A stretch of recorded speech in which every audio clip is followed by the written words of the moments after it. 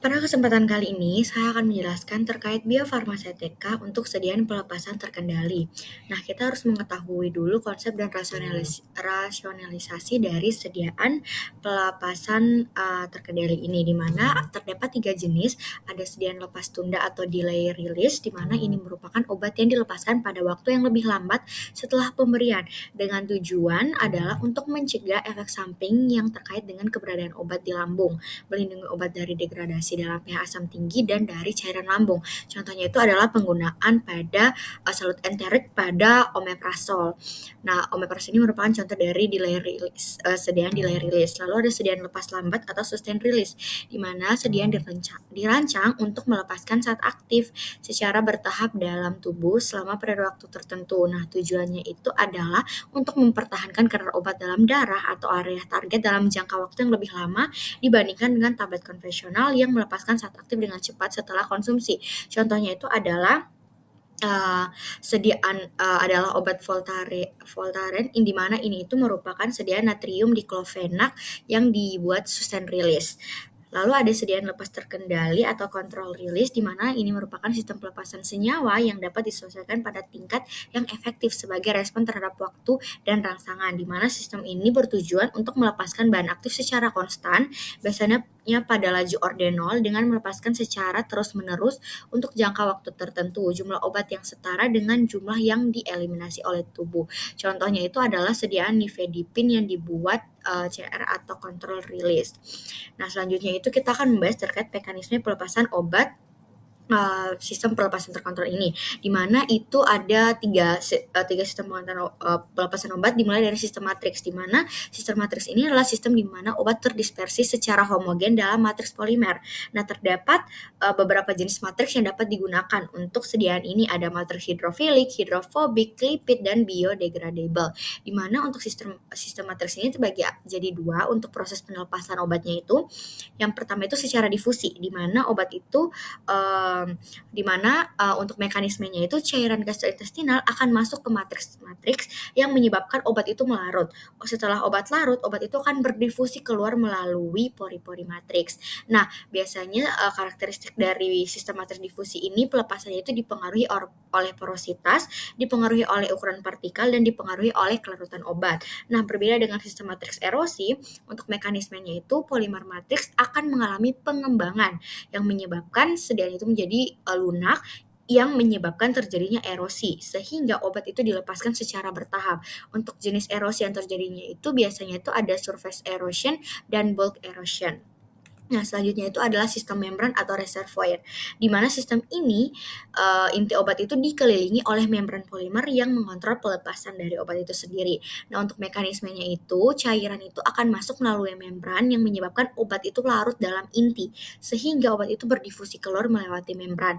Nah, terdapat beberapa faktor yang akan mempengaruhi obat dengan mekanisme pelepasan dengan sistem membran ini, yaitu ketebalan membran, porositas dari membran itu sendiri, permeabilitas membran, dan kelarutan dari obat itu sendiri.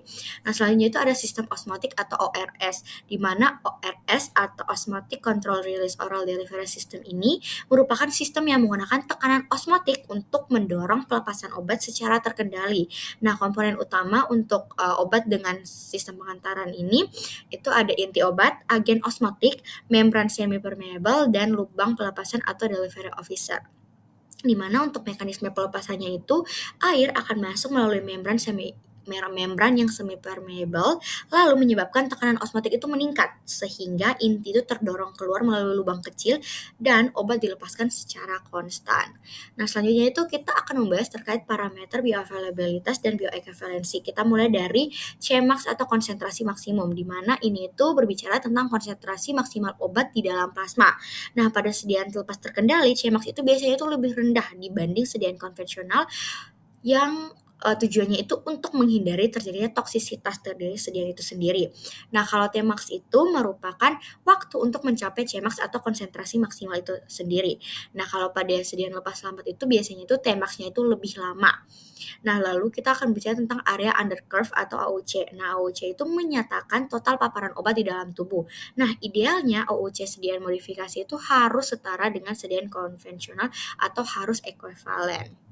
Nah, kita akan membahas konsep IFIFC atau in vitro in vivo correlation, di mana ini itu merupakan hubungan prediktif antara hasil uji disolusi in vitro dengan respon bioavailabilitas in vivo. Nah, tujuan dari konsep ini itu adalah memprediksi performa in vivo, mengurangi uji bioequivalensi, mempermudah pengembangan formulasi, dan menjamin konsistensi mutu produk. Nah, untuk tingkatannya itu ada 3 level. Level A itu adalah korelasi point to point, paling baik dan paling prediktif. Kalau level B itu berdasarkan statistical moment, tapi dia itu tidak menggambarkan profil yang lengkap. Kalau level C itu korelasi satu parameter, dan ini itu korelasinya itu paling lemah dibandingkan 3 level ini. Nah, selanjutnya itu kita akan membahas tentang evaluasi dan strategi formulasi dari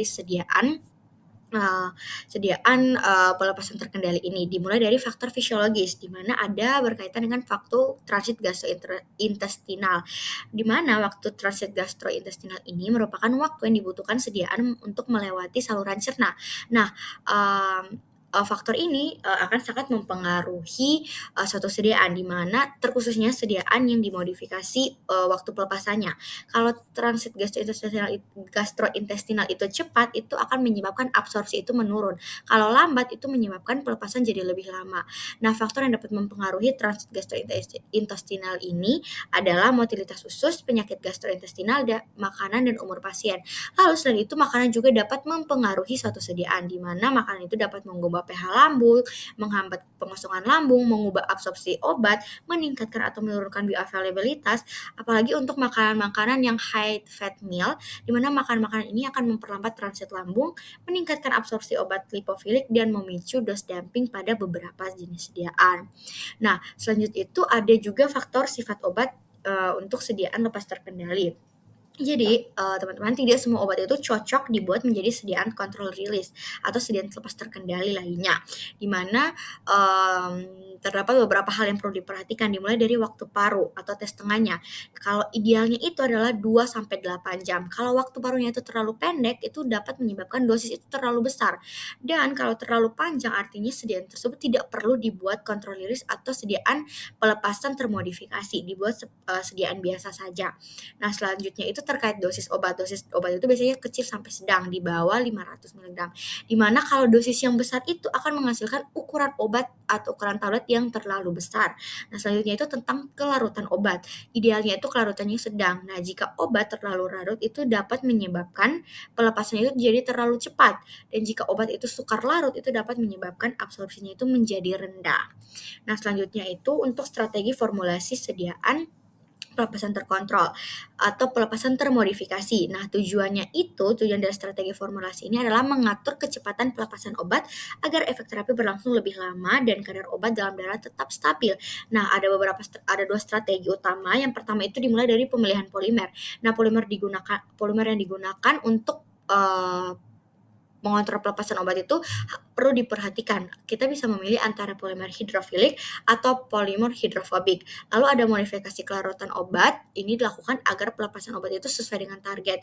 Nah, untuk modifikasi kelarutan obat ini ada dengan pembentukan garam, solid dispersion, dan penggunaan surfaktan.